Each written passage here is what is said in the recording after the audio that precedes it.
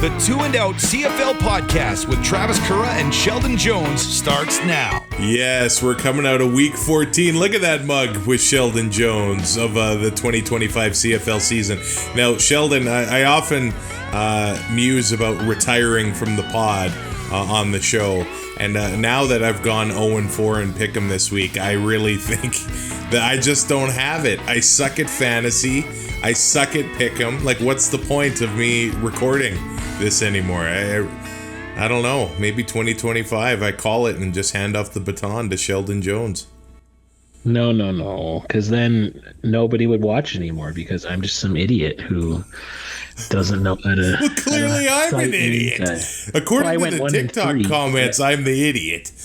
I went 1-3. It's not like I did much better. And I love how like 3 underdogs win, and I'm the idiot for picking the one underdog that didn't win, and then the 3 favorites who didn't, you know? Yeah. Like, you look at the CFL writers' picks, and, you know, there's just a bunch of X's all over that, too. So, this was just one of those weeks where anything can happen in the CFL, and it usually does. And I can't say that we weren't entertained. Like, you know, all of these games were entertaining in some sort of way. Some low-scoring defensive, some high-scoring shootouts. Like, it was just a awesome Labor Day kind of rematch, banjoable type of weekend. And it started in Ottawa, where the RedBlacks get a 34-33 win over the BC Lions. Now, this is just... BC fans, they gotta be rattled after this, and I think for good reason. Yeah, something is happening there in that defense that, you know, you score 33 points in a game. You have one of the best, you know, kind of ranked offenses. You should be winning games when you score 33 points. But just what a collapse in the second half by BC's defense, and you know, against, you know, a quarterback who, yes, we have a name for what he does. It's called the crumb back, but you know, he does that because it's not expected of him to come back. And you know, but hey, only one quarterback threw for over 300 yards this week, and that was Dustin Crum. So it was just like everybody had it drawn up, you know. Yeah. So maybe we need to start putting some more respect on the Crumback's name. Well, and I was thinking about my talking points as I'm watching this game, and I'm like, BC's D-line is really beating up Ottawa. And, Marcus Moore, the sack he made, like Drew Desjardins spent time in the NFL. He's a pretty highly touted offensive lineman for the RedBlacks. And Marcus Moore just bats him out of the way and sacks Dustin Crum. And I'm thinking, holy crap. And then Tomasi Lalai, I'm going to screw these guys' names up, but Jonah Tavai, I think, was it 92? His sleeve is just ripped apart. These D linemen, like, handling Ottawa. And then the fourth quarter came. And that all came to an end. And I'm blown away by it, really. Yeah, we always talk about, you know, teams making, you know, halftime adjustments, but whatever they decided to adjust in the BC defense room was not good. And this is just, it's not like this is the first time this has happened. It keeps happening. They keep their defense, and most specifically their defensive back unit, I would say, lets them down. You know, they're giving up a ton of yards, touchdown. Like, it's just, you know, you're a few weeks ago, I think BC kind of had a stranglehold on the crossover spot, but now, like, the crossover is almost gone, and, you know, the Elks, they're coming on, and you know, BC is just, they've gone from, I think, what we all thought was a really good team at the beginning of the year to just mid, and they're becoming less than mid, it seems. Well, BC, like, controlled the game at the half. They're up 13-3. And then this scrappy RedBlacks team, like, I feel like if they could get off to decent starts, they'd have a lot better record. But they keep falling behind the 8 ball, and sometimes they can't get back in it. And this one they clearly could. But the big moment there that got Ottawa into the game was when Lucas Cormier had that interception. it was deflected. I think Keon Hatcher double caught it, and then so it wasn't on Rourke there. And then one play later, Stanbacks into the end zone. So then the Lions are only up by a field goal. And then the Lions drive down the field quite easily. James Butler has a play. Justin McInnes, a 51-yard touchdown. So then the Lions are up. And then, what a terrible sequence for the RedBlacks. Leone has the punt, returned 93 yards to the end zone by Seven McGee. So it's 27-10 Lions late in the third quarter. And I'm thinking, oh, this game is done. Yep. But the RedBlacks responded. That's when Dustin Crum had his 9-yard touchdown. This guy, not only did he throw for 300 yards, he also, his rushing prowess, and we know that about him. 8 carries, 69 yards.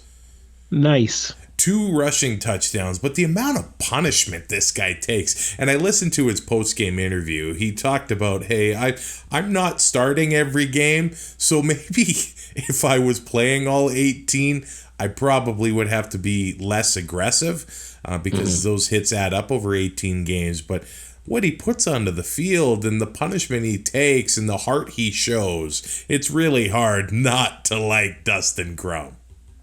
Yeah. When you start off your career kind of as a backup and you get like sensational win like he did, in his first few attempts at it, and just, he's exciting. He's a change of pace. He's a gamer for sure. Like, he's not sliding. He should be, but he doesn't slide. He takes those hits, and it just, when you see a player like that, I think you just want to cheer for him regardless of what uniform he's wearing. Well, and the Lions hung on to that, 2-score lead for a little while. The teams then trade field goals to start the fourth quarter, and I think this is what won Ottawa the game. The way that they were able to limit James Butler. He is the leading receiver or rusher in the Canadian Football League. And in this game, he did have 70 yards rushing, 18 carries. So about 4.2 yards average. But there's a critical moment in the fourth quarter where the Lions, they have a 2-score lead. They're just coming off a field goal from Lewis Ward, and then the Lions have a terrible 2-and-out. And I know it's really hard to kill the clock in the CFL, and you can't do that. You really need to keep the foot onto the pedal. And that was, 5 minutes into the fourth quarter, and the Lions have 2 incomplete passes, one to Eberhardt, one to Berryhill III. And then the next drive, Ottawa gets the ball. Dustin Crum, a 13-yard rushing touchdown. That 2-and-out, when you have the leading rusher in the CFL and he doesn't see the ball at that critical moment in the fourth quarter, that can't happen. Yeah. You're trying to run the ball or run the clock. So, I guess it's early to do that, but still, when you have a lead, when you're in the fourth quarter, you're thinking about running the clock early, right? So, it kind of frustrating. Even like, I guess maybe they thought that the Ottawa would be expecting a run, and so they tried to capitalize on that. But oftentimes, when coaches try to outthink themselves, it just ends up being a mistake. Like, just do what you are supposed to do. You have, like you said, the best running back in the league right now statistically, and why aren't you using him? Well, and JB's a threat receiving too. Clearly he can make it happen that way. In this game, he only had 1 catch for 12 yards, which is, I don't know if Ottawa was focusing on that and, BC got away from that. But JB, sometimes he can be more of a threat catching the ball out of the backfield. But the score stays 33-27 for BC for a little bit here. And the RedBlacks turn the ball over on downs. 1.5 minutes left in the game. And I'm not going to throw Sean White under the bus because it's a 17-year career. He's still one of the best kickers in the CFL. Misses a kick. But not only that, on the return. Khalil Pimpleton returns it to the Ottawa 33. Carl Meyer, the holder, the Lions punter, takes an unnecessary roughness penalty, giving the ball right to Ottawa at basically midfield. And then the next play, 52 yards to Khalil Pimpleton. Geno Lewis catches the touchdown. RedBlacks take a 34-33 lead with 17 seconds left. Like, what a sequence there. I texted you, like, figure it out, BC. You missed the kick and you take the unnecessary... Oh. And let's also not forget that earlier in that fourth quarter, Pimpleton took a bad penalty and it hurt the RedBlacks.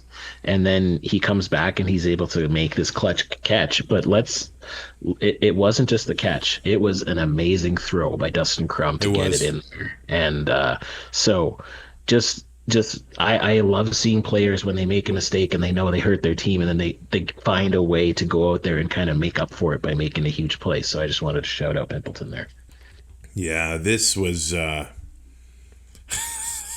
I was shocked. I texted you, like, figure it out, BC. I was blown away by this. The Lions, 9 penalties, 105 yards. Giving away a football field there. The RedBlacks 5 for 65 and just a scrappy win for them. And you look at the standings now and everything has changed within this 1 week. Ottawa is now tied with Toronto. I guess Toronto has the tiebreaker there now, so Toronto's third in the East.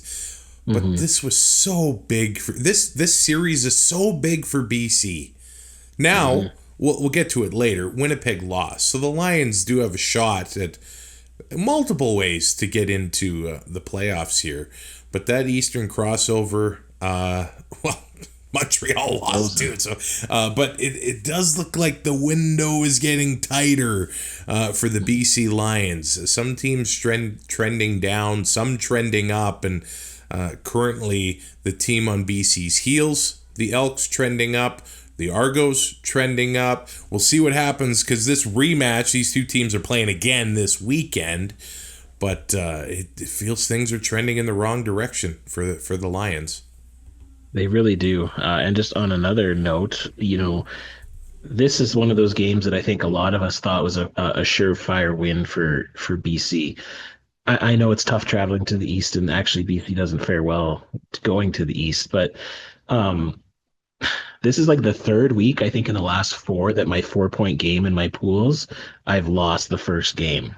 And so I'm starting to get rattled, and I need to stop making it my 4-point game. But hats off to Ottawa, but yeah, BC, you need to look in the mirror. You need to figure this out. And,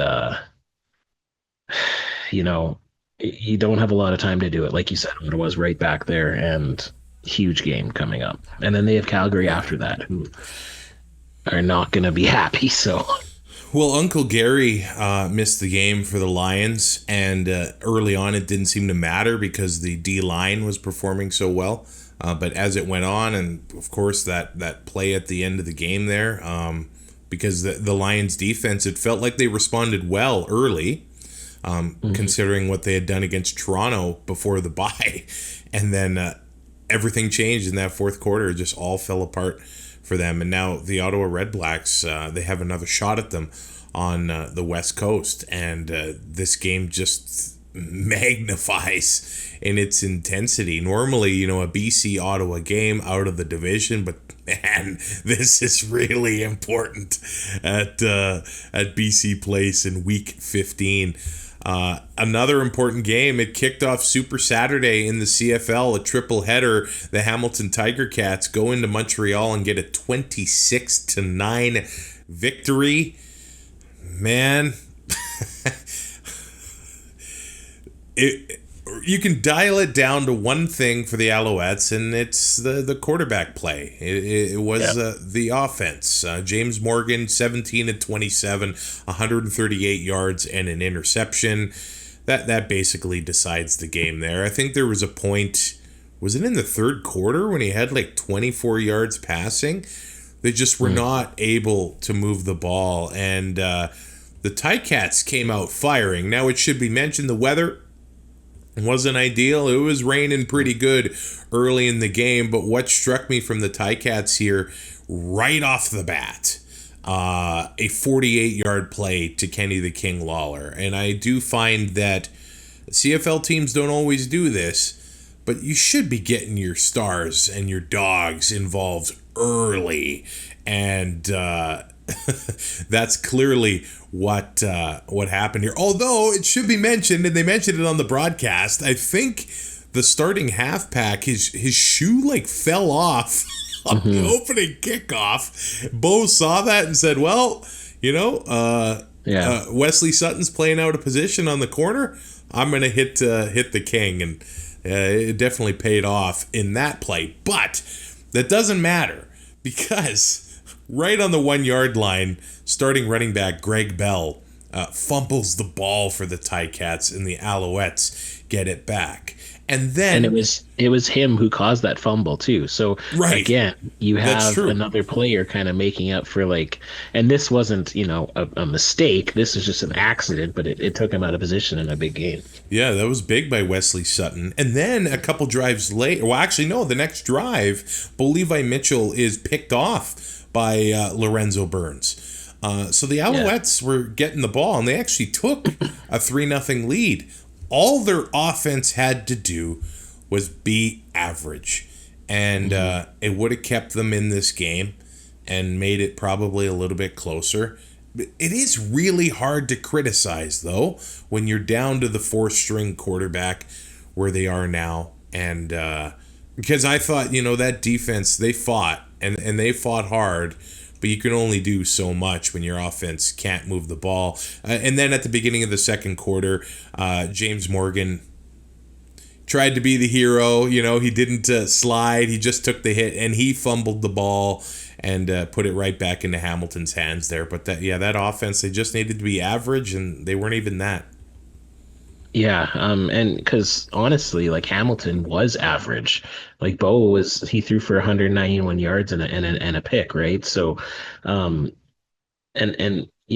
can say it's hard to criticize, but I think it's actually pretty easy to criticize. The Owls signed Cam Dukes like 3 weeks ago, and I think they waited way too long to go to him, and then they only went with him for like one series and then put Morgan back in there. Like, you can say, as soon as Davis Alexander gets back, we're going to be better, but he wasn't the only injury that they've had during these 5-game stretch. You had Tyson Philpott out, you had Mac out, you had Dequoy out. All three of those guys were back in, and it didn't seem to translate anything really to anything, right? So is Davis Alexander the key one missing piece right now? Or have the Alouettes kind of just peaked early and everyone kind of found them out, and now Jason Moss is getting too predictable and not being like innovative like he kind of was the past couple of years with Cody Fajardo?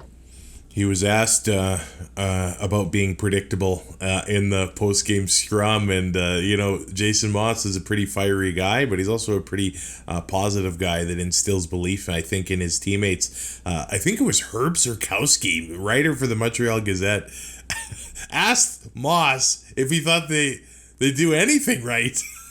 I was like, wow, only Herb could ask that. I'd be careful of catching strays, but...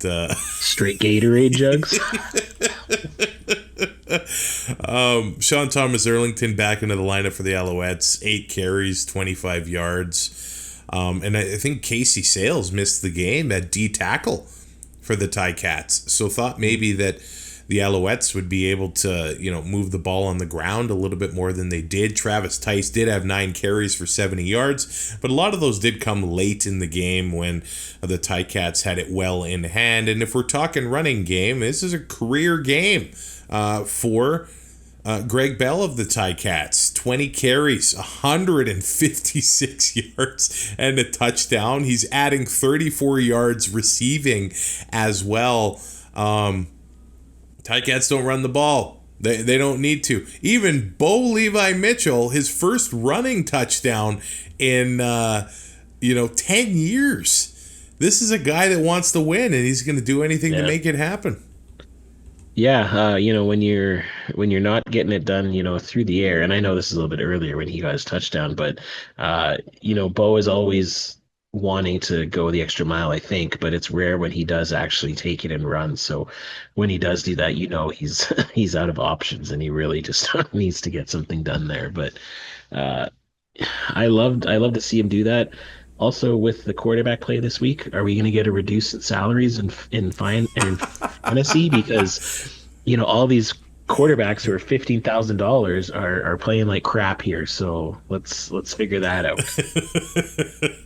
And that was with 20 seconds left in the first quarter. At that game, it's a 6-6 game, and then however. That was a big adjustment for the Alouettes, because after that Bo Levi Mitchell rushing touchdown, James Letcher Jr. has a 48-yard return. They hit David Dallaire for a short gain, and then the Alouettes are within 4. It's 13-9 at half. But then in the second half, they couldn't get anything done. And that was a big thing for the Ticats. They have struggled giving up returns, and with James Letcher Jr. being back, they were able to keep him in check in the second half. And they actually made some returns of their own ever since Wooden has been out. I think it's been a source of struggle for the Ticats. Yep. He's been able to flip the field and win, Roy Lister out of BC $1 million here. But getting that special teams in check for the second half was a big deal for the Tabbies. Yep, it's how they won the game. When you're not getting exactly what you need on offense and your defense is showing up, you kind of need to at least win at a 2 or 3 phases, right? And we could kind of say the offense is maybe a wash with both quarterbacks not getting touchdown and throwing an interception. So when the special teams and then the defense is able to do the job, more often than not, you're going to win that game. And what a moment this was! It was in the fourth quarter, where James Morgan gets picked up by Jamal Peters, and then the Alouettes take 25 yards in penalties to give the Cats the ball at the 2. Greg Bob Bells into the end zone for a touchdown there, and that definitely iced the game at that point. But 25 yards, an objectionable conduct, and a crackback block. I think those were both called on Tyler Sneed. A tough moment there for the Alouettes, and a tough moment in the standings for sure. Ticat fans, the distance has been extended, and it does look like that Eastern Final is a pretty good shot at being played at Hamilton Stadium with the Als, Argos, and RedBlacks all sort of in that mix for that East semifinal game coming up in November. Yeah, especially because I believe Hamilton now has the tiebreaker with Montreal, right? So I guess they did. They beat them by, I think, 18 the last time they played or whatever it was, and they beat them handily here. So they swept the Owls. Yeah, so that helps. But if Ottawa, if Montreal can't figure this out, like that second spot is kind of wide open right now because. Like I said before, I think a lot of us were just saying, when Alexander gets back, that's going to be it. And, there's lots of rumblings that this is the week he's going to get back, but he's going into to a harsh environment, which I know he won there last year. But going into Mosaic, if he actually is getting the start, it's going to be interesting to see what they're able to do against Saskatchewan's, defense. Yeah, and Jason Moss said that in the post-game show, seeing him throw was the best he's looked in a couple weeks. So if we look at Montreal, and they actually do have to play against the RedBlacks and the Argos before this season is up. So there's still lots to be decided in that playoff picture. We go to the Banjo Bowl, man, where there's going to be one big talking point around this game. Some generalizations here. The Bombers, they fall to the Riders, 21-13. It's been a while since they've lost a Banjo Bowl here. What I'll say is that I thought the Bomber defense looked really good. Early in the first half, it felt like Trevor Harris had nowhere to throw. It felt, and I know they were dropping 9 guys in coverage a lot, and they were doing it well. As the game went on, things opened up for Trevor Harris in the Rider aerial attack, but the Bombers still basically held him to, field goals at that point. But the Rider offense, they made the plays they needed to make, and the defense certainly looked a lot more aggressive than they did on Labor Day. And one big moment in particular, but still, 13-6 trailing. The Riders were trailing at halftime, and I think in most Banjo Bowls, they would be okay with taking that score going into half. Yeah, I thought it was, always these games with the Riders and Bombers, they always kind of seem like playoff atmosphere games no matter what. I know, a few times in the last 5 years, the Banjo Bowl has just been crazy beatdowns by the Bombers, but traditionally they are close games, and traditionally they've started slow if the Riders don't make a bunch of mistakes in Winnipeg. And so I think that was key. Again, this is the third or fourth game in a row where they kind of started off slow, but they were trying to get that run game, going, which again, as a fan, I want them to do. So I'm glad that that's kind of where they're going. But yeah, it was a slow start. But yeah, when you're going into halftime and the game is still in hand there, but crucial at the end of the first half, the Riders being able to get a field goal to kind of make the score a little bit more respectable there. Was huge. And yeah, I guess we might as well just get it out of the way and start talking about the main thing. But well, I'll talk about Zach's performance before he got hurt. He did throw a couple interceptions, but Ontario Wilson back into the lineup, getting a touchdown. It seems like maybe a miscommunication on one of the interceptions from Zach, but 9 of 15, a touchdown, 2 INTs, and then everything changed when he got hurt. And the Riders, they sent the house. And I listened to Brady O's post-game as well. He said that the offensive lineman had him pick up A.J. Allen, which left CJ Reavis come untouched. He said the Bombers had the hot route going, so they were ready for the blitz. I don't know if the receiver he got knocked in the first 5 yards from scrimmage, so maybe the hot route had Zach hesitate there. And then CJ Reavis took the hit, and it was a penalty. Face mask contacted the helmet, but I don't think that I don't think that needs to be talked about. It was a penalty, whatever. It's the fact that Collaros is out, and out again, and man, this feels like deja vu to when he left the Riders. Like, this is going back when it looks serious. Now, there have been some rumblings that maybe Zach in the past has not been honest with concussion symptoms. I kind of wonder if the Bombers can be at fault a little bit too. Earlier this year, it was not listed as a head injury on the injury report. It was listed as a neck injury. I don't want to start any rumors like that, but I hope that they're not trying to cover up concussion symptoms from Zach Collaros. And I know some Rider fans, they seem to... it didn't even look like his head really touched the turf all that much on this one. The one a couple weeks ago when he went back and smacked... I get that. But this one, it didn't look like a very vicious hit. And knocked him out of the game. Now, that being said, he jogged off the field. He didn't, stumble off the field with the help of others. But either way, you have to be concerned about the man and his future. And I know we're assuming that it is a concussion, certainly looked like it, the way that he was after that play. But just worried about his future going forward now.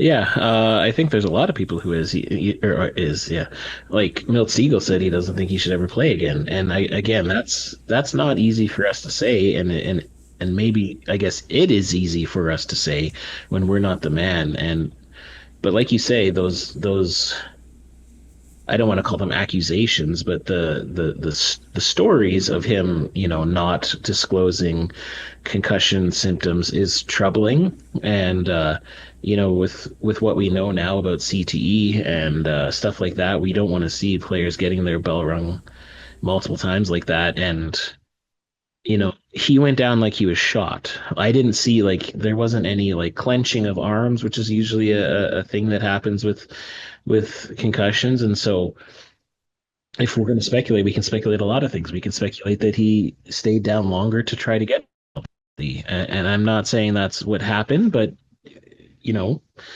anything can happen. I said to you before when you were texting that I thought it was like the easiest or least roughing the passer call ever, and I think I'm taking that back because I went back and watched it again. And, he got hit hard. Like it wasn't just, but he didn't get hit hard leading with the helmet. Yeah, because we saw it with when Amos hit Drew Brown earlier this year, crown of the helmet in the chin, and Reavis, he hit him with the face mask, which he kept his head up.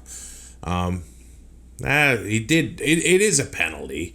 It's definitely a penalty, but it's not a dirty, malicious hit that a lot of people are trying to make it out like. And I sent out a tweet this morning talking about biases and how everyone has them, and it's often that we can't ever be unbiased. It seems, but so in these times, I tend to look at unbiased sources, and it's hard to even decide who is unbiased. Like I look at a lot of, former players, and there were some saying it was a dirty hit, some playing it wasn't. And so, it's one of those 50-50 type things, but, Reavis doesn't have a history of this. And, but like you said at the beginning, it's just another circumstance of Zach or another quarterback from the Bombers getting hurt by the Riders in Labor Day or Banjo Bowl. Like it just seems to happen every year now. And, very rarely is it a malicious intent.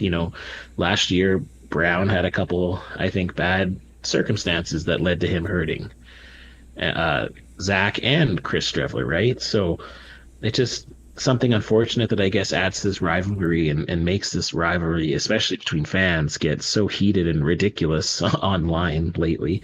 And again, all we really care about is Zach's health. And, at the same time, he's one of the best players in this league, and he's 37. He's not like he could have a couple more good seasons in him, but at what cost? Like we want him to be able to play with his young children when he's retired. We want him to have a good life and not be in a wheelchair or, suffering from, issues from repeated concussions. So, I think all the talk about of us worrying about him is warranted, and it needs to be said. I'm a Zach fan, even though I finally got my mom to come to a Rough Rider game at Taylor Field back in 2012. I believe Zach was an Argo at that time, and the Argos won.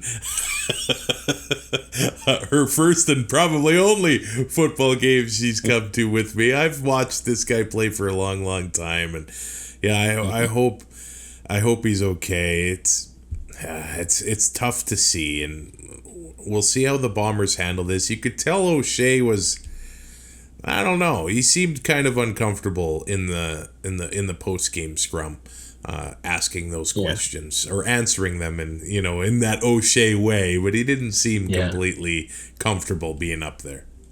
For sure, and but to be honest, maybe that's because I don't think the Bombers have really done a good job in getting a good backup for him since Drew Brown left. Like when they had Brown, I think there was some faith, and I know Streveler was able to win that first game, but Chris Streveler coming off the bench has not been very good in recent years. And when you have your other option is, I can't even remember his name. He comes in for short yardage when Chris is in there.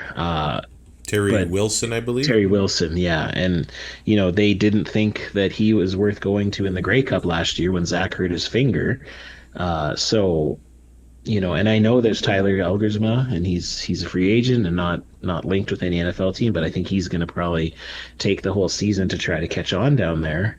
But he's a raw rookie. We've seen what happens when, a raw rookie Canadian quarterback might get rushed into something and you have a Trey Ford situation. So, if the Bombers are trying to contend for this Grey Cup, maybe now's the time to trade and try to get one of those other backups in the league in there, because, you can't trust Zach right now. And I'm not saying because of his ability, I'm just saying because of his seemingly fragility. Yeah, it's tough to see. Right before the injury, that's when the Riders, they almost tied it up. Zach got intercepted by DeMarcus Fields, and then AJ Ouellette is in the end zone for a touchdown there to bring the Riders within one. What blew my mind, like at the beginning of the third quarter, that's when the Riders really started controlling the ball. And they had a 4.5 minute drive. They had a 3.5 minute drive. They had another 3.5 minute drive. Like they were just eating clock. So I guess the next topic is Brett Lothar, who goes 5 for 5, but misses the one convert. So 2 wins in a row over the Bombers for the Riders, and there's still the Rider fans are talking about the kicker because of 2 missed converts in 2 games. But he's 6 for 6, 7 for 7 in field goals when it comes to Labor Day and the Banjo Bowl. Yeah, it's a tricky situation because I can tell you this, like, as a fan, I think I'm more pissed off about a convert being missed, even though it's only worth 1 point, than, let's say, like a field goal of 50 yards or more. Like, those are harder kicks, and I understand but a 32-yard field goal should be a chip shot. It should be a 99 times out of 100. I'm going to understand every now and then, but for some reason, kickers are missing converts all the time. Like and this week there was a lot of kickers missing field goals. So I just don't know what the actual reason is. And, good for Brett to get those 5 field goals. They mattered, but in a crucial game, in a Grey Cup, you need every single point you can get. And even when Brett was 4 for 4, when he was going in for that last field goal, I just full of anxiety because I'm like, this guy's gonna miss. Like, I love Brett though, and I hope that he's able to figure it out. And I know he has a new perspective on life, being a new father here. And but one thing that I thought was very interesting listening to him after the game, I think he's definitely realized the fans have turned on him, and I don't think he cares about the fans anymore. He says he's heel doing turn. this for I like the team. it. He says he's doing this for like himself, for his team, for his daughter, and 9 out of 10 players on the radio or whenever they're doing a thing, it's all about Rider Nation. We need you, we're doing this for you, Rider Nation. Not Brett hasn't mentioned that once in a while. So I like that heel turn. And that's fair. Yeah, that's fair, because you know what? I'm reminded of another rider who did that for a time in 2013, and his name was Darian Durant.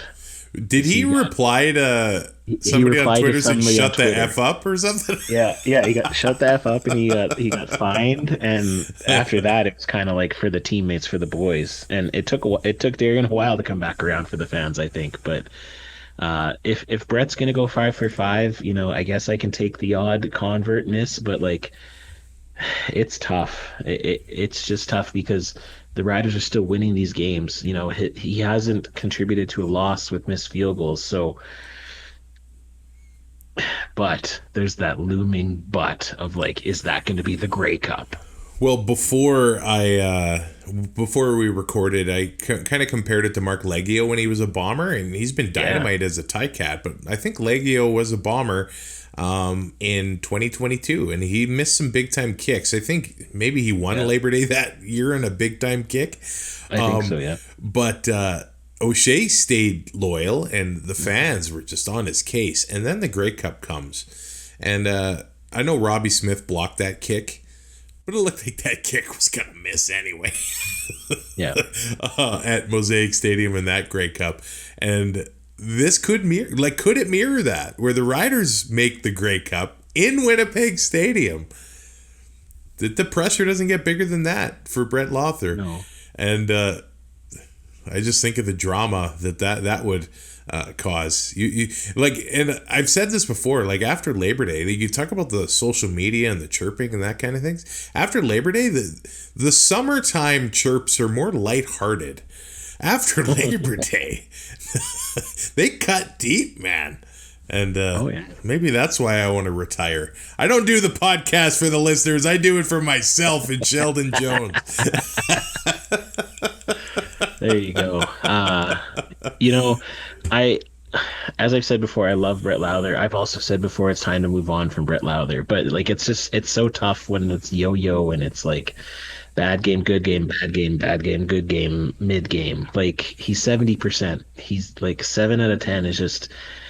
It's a tough number for professional football, right? So I want to see him get it done because he's still young. He's still like, when he's good, he's one of the best in the league, and the Riders had that before, and he missed an 18-yard field goal, and some idiot put manure on his neighbor's lawn, and then he went on to continue his Hall of Fame career in BC for another 10 years, winning them Grey Cups. So I have a lot of Rider fan PTSD from crap that's happened in the past that I see happening again. So, but if Brett goes out there and misses another couple kicks next week, like it's not the end of the world to just give Campbell Fair a game. Like, I just think you have to. It's professional football, right? Like, I don't know. 70% is a C- in school, and a lot of us would have taken that in grade 12. So, yeah, but that analogy doesn't work here because this is like Ivy League where that's true. You get below an ED, you're kicked out. No, me neither. A key moment in this game was in the fourth quarter when Sergio Castillo misses a field goal, but Mario Alford. Mario Alford. Okay, cut him. I'm serious. Really? Since 2 games in a row. Since he's come back from injury? What's happening? Labor Day last year, or was it Banjo Bowl? He's doing some crazy stuff as well. But he brings the ball out, basically brings it back into the end zone, and has to dive out to prevent the safety. But his offense bailed him out there. The Bombers had a golden opportunity. At that point, they had a 2-point lead, and Joe Robustelli a 48-yard completion to get out of trouble there. That drive ended up in a field goal there, so the Riders go up by 5. But that was a critical. And on the next drive, Strevler got picked off by Devon Campbell. But that Mario Alford sequence to Robustelli for the big gain, that was wild. Yeah, it was. But I'm serious, man. Like, you can't do that. Again, this is professional football, and Alfred knows, like, one thing. You look at other players who are returning on this field goal, they, like, know, they're going out of the field at 100 miles an hour. He was, like, walking out of the field at, like, 20. Like, he was jogging it. Like, I just... It seemed at the beginning of the year in training camp and preseason, like, I think them trying out Dre McRae kind of made him feel like, his job's on the line, and he then took that to heart. Like, I was on here eating a lot of crow because I didn't want Alfred back this year, but he started going, and then you have the Toronto game where he returns the kick for a touchdown, wins the game. But again, this is crunch time, and you have a guy on the bench right now who seemingly can't get back in, who's a speedy little guy named Sean Bain Jr. If I'm Corey Mace, you want to get Sean Bain Jr. back on the roster without having to take off Robustelli, you put him on instead of Alfred and have him return kicks, but also cycle him in on your offense. There we go. Riders win the Banjo Bowl, sweep the Labor Day series with the Bombers, and now maybe For the L. Maybe we save standings talk until after this game, because the Edmonton Elks beat the Calgary Stampeders 31-19. Here's what I'll mention. What is happening? Okay, we bring it up on the podcast a couple of weeks ago, and we had some comments in the YouTube section.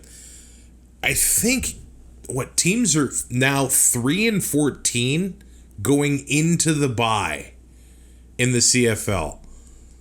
So that's horrible. So the Stampeders go into the bye here with a loss to the Edmonton Elks. Now, this is kind of crazy. So the Alouettes coming off the bye, the Ticats short week after Labor Day. So if the Alouettes got the win, you kind of get it. Like why they would have all that energy against the Ticats. Both the Stamps and the Elks had the same schedule. And it was a short trip up the QE2 to Edmonton. But a completely different Edmonton team. They're down Niles Morgan. They're down Jake Seresna. And this is the best game. Anderson. Yeah. This is the best game that their defense has had. And now there are a few big plays that define what happened in this game. And there are some tough injuries that the Stampeders went through as well. They lost their right tackle in this game. And you saw in the fourth quarter that Elks D-line, Jonathan Kongbo got the game ball. This guy's had quite the CFL journey. He's been cut by the Bombers, cut by the Ticats. Now, with Edmonton, look at the game he gets to have here. So VA's taking some punishment, not having that much time. But they also lose Flo Orimolade. And that's a tough loss on the D-line for the Stampeders. So hopefully they're able to use this bye to get healthy. But it's Justin Rankin. Holy crap. Like, this is some of the biggest rushing production from Edmonton that, like, Jim Germany, in the 70s. Or, was it Sean Millington that had a 225-yard game? Like, this is so close to history. But what was mind-blowing was, the Stamps actually get off to a lead here. Quincy Vaughn puts them up with that rushing touchdown. And then it was the second quarter. Justin Rankin with that 90-yard burner to the house that ended up putting Edmonton up 11-9. But this guy came out like he was shot out of a cannon against the Stampeders, and that defined the game there. Like, what a wild performance from him. If Justin Rankin would have been in my fantasy team and he would have been my captain, he would have scored 2 points less than my team this week. Wow. I had 68 points. Wow. He had 32.4. I had an 85-point lead. Captain. Wow. I was up against the league average, and I get 62 points. Or 2.2. But anywho, Rankin is insane. And even, like, I know you said there was some injuries with, like, Orimolade, but, like, the Stamps have been one of the best defenses outside of playing Ottawa. Yep. And he was able to do this on them, and just, crazy. I only kind of half watched this game. I was listening to it while I was kind of in and out because I had a terrible day yesterday health-wise. But, like, I went back and I watched the replays, and holy crap, man. The holes he had, the moves, the speed. He was going, like, on his second touchdown, 25 miles an hour they clocked him at. Wow. So, like, actually, I know it was only 31 yards. I was more impressed by that run. The Stamps had him. They had him at the line of scrimmage. He cuts, and then the spin move breaks another tackle. He's going, like, the guy was Superman. It was like playing on rookie mode in Madden. The way was. he got through there. Like, unbelievable. The big I actually heard somebody on the LRT afterwards say, there's a few talking points I feel like I should address before everybody gets mad at me and then I retire from the pod. 28,365 in attendance. The elephant in the room is that kids got in free to this game. but they Who still cares? showed up. They still showed up. So that had more people in the stadium than the Labor Day game in Calgary. And the atmosphere there was the best atmosphere that's been in Edmonton in a long, long time. Now they've closed the upper deck, so everybody in the lower bowl is closer together. And I think that's the vision that they had when they closed the upper bowl. And now there were people in the upper deck here because they had minor football teams playing at halftime or before the game. So a lot of those kids were up in the upper deck kind of thing. This is what Edmonton needs. And so many times, and I feel like it's happened in Toronto too. They get a big crowd and then the team sucks. So how big was it for the franchise to have all these people show up and then they perform like that? So the Elks have won 4 of 5. Now I know they don't have the season series with BC, but now there is a path. Like if Collaros is out long term, they've got 6 wins. The Elks and the Lions have 5. The Bombers could, in theory, miss the playoffs while the Elks and the Lions, one of them crosses over or one goes through to the West. It's that tiebreaker with the Lions that the Elks, that's a big one not to have. I think it's unlikely. I don't think the crossover is going to happen anymore, but the fact that there's hope at this point, I think is pretty big. It's huge. Like if you got that big of a crowd with kids there, and especially you win, let kids come in free every single game. You're going to make money on concessions because the parents are going to buy the kids food. It's going to be louder. You're going to make football fans. Like when you have, 30 to 40,000 empty seats every game, give them away. Like I love to hear that the kids got in free there. BC could do that too with all the states or with all the places they have open in that stadium too. But like you said, just for the Elks to actually come out and have a win and even like a dominating win over what most of us thought was the best team in the league going into this game. So, what a performance. And Cody Fajardo had only 153 yards. Like it wasn't quarterback play. It was Rankin, but it was the defense. The defense shut down VA, and it was incredible, to be honest. Now there was a moment where I thought that defense was going to lose him the game. It's right at the beginning of the fourth quarter when Dedrick Mills has a 27-yard run, and then. The Elks took that objectionable conduct penalty. Or no, it was Calgary that took it. Calgary, yeah. And then Joel DeBlanco gets the sack. But it gets called back on an offside by Edmonton. Like, if that sack, I was like, oh, they're finding ways. They're finding ways to put this game away. Eric Brooks takes it down to the Edmonton 3, and then 3rd and 1, Vaughn rushes it in, and that brings the Stamps back within 2. When that happened, I'm thinking, oh, no. But sometimes it's how you react to those big plays you give up. And I know Cody Fajardo only had 150 yards and change, but that throw, that 19-yard touchdown on the following drive to Keon Julian Grant couldn't have been any prettier. You have to feel good for Keon Julian Grant. Some tough drops earlier this year. He played with Fajardo in Montreal. What a recovery here, and what a touchdown there to put the Elks back up by 9 points at that point. Yeah, it was crucial, and you just heard the crowd just erupt, because I think a lot of the people in the crowd are probably thinking the same thing that you were thinking, that here we go again. We're gonna elk it, but they did not. They answered, and yeah, like hats off to the Elks, like. Well, and then that huge play on the next drive, Rene Paredes misses the kick, and Javon Leake takes it 86 yards. The Elks got a field goal on the next drive, but Commonwealth Stadium, it's been a while since I've heard it that loud. Somebody on the LRT said, I'm more excited about all the people that showed up than the win. So hats off to a lot of those diehard Edmonton fans that have still gone through some of these dark days. Mm-hmm.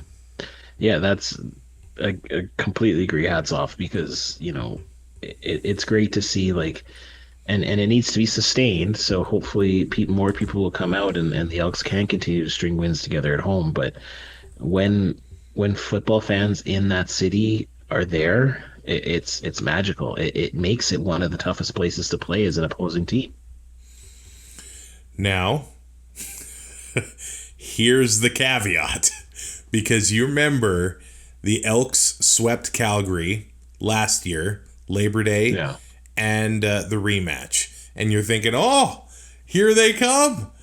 And then they ran into the Bombers and got sent right back down to earth. The Elks, this is a really intriguing matchup on Saturday. They go to Toronto, where maybe we get a returning Chad Kelly, and the Argos offense has been on fire, I guess, no matter who's throwing the ball. And then the very next week, they go play the first place team in the East before being home to the Riders. Now, we've seen how things happen this week. Everything changes overnight. So if they come back, a couple tough Eastern games with at least one win, that Rider Elks game at Commonwealth Stadium, that place could be hopping at the end of September. But the Elks need to keep this going, and winning 2 in a row out east, or at least one of them, it's not an easy task. Yeah, easier task maybe against the Argos, just with the fact that if Chad Kelly is back in there, he's going to probably have some rust, and the Argos defense really hasn't been too great. They've made some big plays, but they've been letting in a lot of points the past few games. So, a hot team going in, 2 hot teams facing off, hopefully fireworks fly and just great games. Now, I also don't want to come off as an arrogant jerk here, but now there seems to be a talk about why wasn't Cody Fajardo the starter on week 1? I feel like if you followed this team longer than before June 1st, you should know why Trey Ford was the starter. Yep. Now it looks, of course, hindsight's 2020. Yep. But Trey was demanded by the fans. He got the 3-year contract in the offseason. When he came off the bench, he was dynamite. And everybody thought of... Because last year, what happened in Edmonton when they gave McLeod Bethel-Thompson the starting gig? Even though he was throwing for 300 yards, he was still losing games. And the fans were so mad. Trey got the opportunity at the beginning of the year. It didn't work out. Cody Fajardo comes in as the leader he is and has rallied that team right now. I still don't think it was the wrong choice to start the season with Trey Ford. Maybe they could have went to Cody sooner, but I don't think it was the wrong choice to start the season with number 2. No, absolutely not. Like you said, he was the heir apparent. He was the guy that, nobody thought that Chris Jones would ever start him in the first place. And it just got to a point where, he only got started, I guess, because Chris Jones got fired and who was it that took over? His name is Jarius Jackson. Jarius Jackson took over, and then we saw some of that Trey Ford magic from that season. And then, like last year with McLeod, McLeod will throw for lots of yards and touchdowns, but like when your defense isn't helping, the quickest thing to do is a quarterback change, regardless of if the quarterback is the problem or not. And Trey again had success. He's had success coming off the bench and being that change of pace guy. But for whatever reason, he hasn't developed enough to be that starter. And that's the issue. And that's what took, a handful of games to kind of sort itself out. And you can't just have such a tiny leash on a guy that you named as your franchise guy. You traded to get his all-star brother there. Like, that was the marketing of the team, the Ford twins. And so if you're going to just take him out after the first or second game when you have a loss, that's not a way to run a team. However, they now recognize that Cody is the guy right now, and hopefully Trey is learning from Cody and seeing what Cody is doing and working on his reads in practice and his ability to, scout the teams that he's playing against to try to find their weaknesses instead of just trying to play like sandlot football and running around and just hoping that someone's going to get clear and you can make an insane throw, because he's done that countless times. And yes, it's very exciting, but it's not sustainable. So, and I think I said it either last show or a couple shows ago, there are quarterbacks in this league that have taken them time to a level. Anthony Calvillo, even Cody Fajardo was a short yardage QB before the Riders took a chance on him. There's a lot more time for Trey Ford to figure this out, and maybe it will be for the Elks in the future. Unlikely now, I think, but let's not give up on the kid, but let's also not be foolish to think that hindsight is 2020 and we should have done that at the beginning. Now, I think Elks should just enjoy this ride and not worry about contract stuff. But Cody Fajardo is signed until the end of this year, and he took a $200,000 pay cut to be in Edmonton. And now it does look like he's going to achieve all of those nice little incentives that he's going to get. So he's going to make good for him getting in on do you think maybe that also played in to them hesitating to go to him? Because if he did it for 15 games, he was going to get more bonuses on top of that. So maybe there was salary cap implications there. Trey Ford got a $100,000 signing bonus in the offseason. Maybe Chris Jones is willing to let that $100K go and cut him, but I don't think Ed Hervey is. But anyway, Trey Ford has 2 more years after this. Cody Fajardo with guaranteed money. Yeah. Cody Fajardo's a free agent after this. There were rumors that maybe Cody Fajardo would be done with the CFL out of Montreal. But look what he's doing now.